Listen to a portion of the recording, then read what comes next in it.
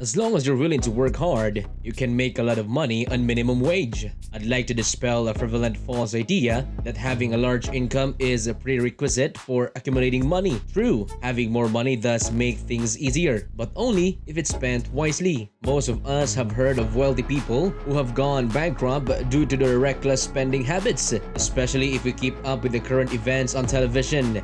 In today's Rise and Grind video, I'll be discussing a few methods in which you can grow money even if you're only making minimum wage. A good place to start when trying to accumulate wealth is to earn more than you spend and then put the extra money aside. As though as it is to accumulate money on a moderate salary, it is possible with a few tweaks. In the first place, you should put money aside no matter how small. When you're working at a minimal wage, it's difficult to invest. Even before you begin to think about investing, there are other costs such as electricity, food, rent, transportation, and healthcare that you must consider first. These costs eat up a sizable portion of your take-home pay. Even a small amount of money can go a long way when you have a small wage and majority of it is spent on necessities. Even a modest sum of money left alone for an extended length of time can increase into a sizable sum. Because of the power of compound interest, investing is a great way to build wealth. When your interest is compounding year in and year out, your account balance grows larger and larger. To begin investing your money, you'll need to begin putting away a portion of your income. To put it another way, more is better when it comes to saving for investments. However, this does not rule out of the possibility of achieving similar results on a tight budget. Be sure to conduct your research before putting your money into any venture. Even if you've settled on a strategy, it's a good idea to keep tabs on your investments to see whether you need to make any adjustments or add more funds. Once you understand the value of investing, let's discuss why it would be best to begin as soon as possible. If you start investing your money sooner rather than later, you'll need to set aside a smaller portion of your money per month to achieve your financial objectives. As a society, we are all guilty of procrastination. We postpone finding our perfect career, preparing for retirement, and other adjustments because we assume we have lots of time. However, for a person with moderate income, time is among the most important commodities for increased wealth, and you should use it wisely. Make the most of the time you have now, and don't put things off just because you assume you'll have time to build money in the future. It's a common misconception that one cannot begin saving for retirement because of lack of income. Saving even a small amount over the course of a year can add up.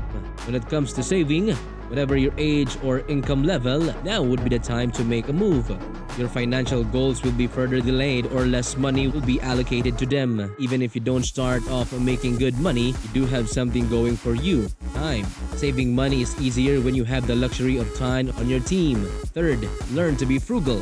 Frugality is often misunderstood, but it simply refers to being deliberate in your expenditures and in your financial management. It's not that people aren't producing enough money, it's that they don't learn how to preserve their money. Frugality helps you to distinguish between what you need and what you want so that you don't waste money on items that you don't need. One of the most effective techniques for achieving financial freedom and early retirement is to practice frugality. Low-income people must be to build wealth, but being thrifty doesn't have to be tedious. Unfortunately, this is how a large number of people see it. Having the best of both worlds is feasible, as you can see. Even if you have a modest salary and a long way to go before you reach your goal of financial independence, you shouldn't let that stop you from having fun and making the most of your life. Cutting costs is number 4 on the list. It's not as simple as it sounds to reduce your spending because you may not have been aware of where you're going over budget, and it may be difficult to correct long-standing patterns.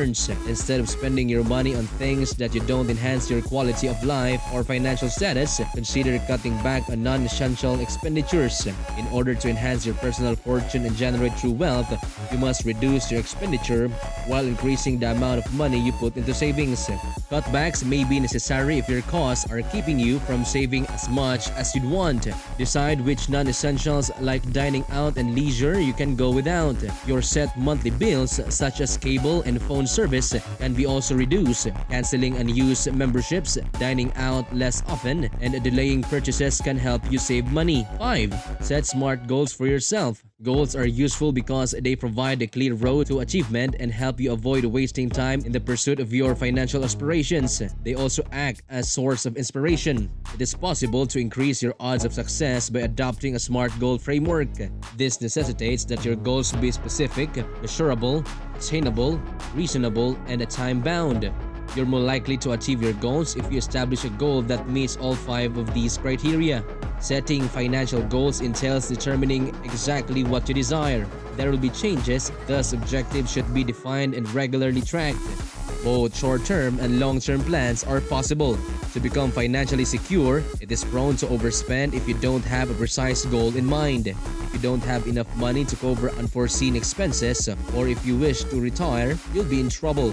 To be well prepared for the unexpected, planning ahead provides you the opportunity to think about what might happen. Your life and ambition should be constantly re-evaluated so that you can adapt to inevitable shifts in your circumstances. With the process of yearly financial planning, you are able to properly assess your goals, modify them, and evaluate your performance from past year. The time is now to create your financial objectives if you've never done so before. A budget is a must for number 6.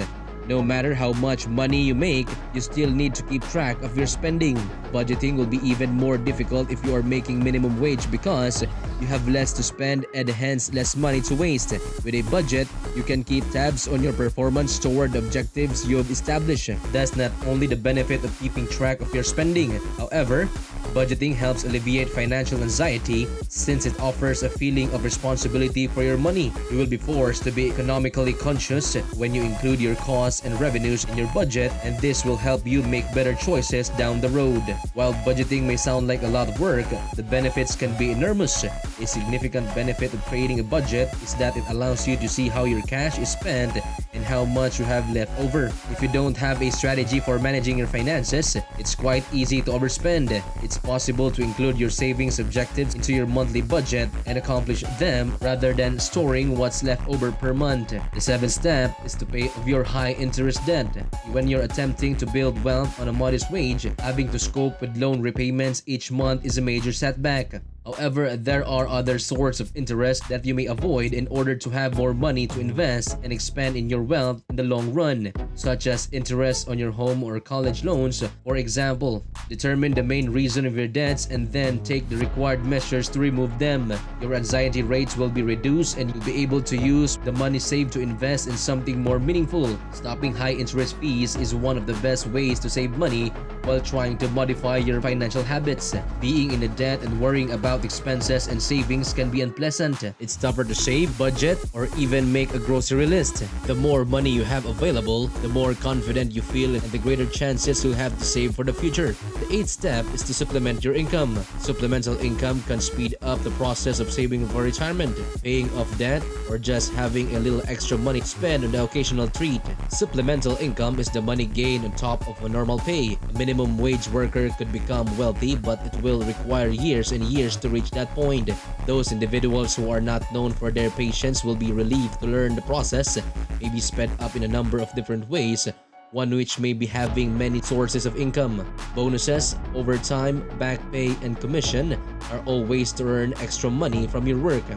However, supplemental income is usually generated by identifying simple ways to earn extra money beyond your normal job. A variety of options are available, including working as freelancer, taking on a part-time position, or launching your personal business. There are several ways you can use these sources of money, such as paying off your obligation and cost to increase your income and speed up your financial progress. There are numerous methods to make money on the side, regardless of your abilities or education.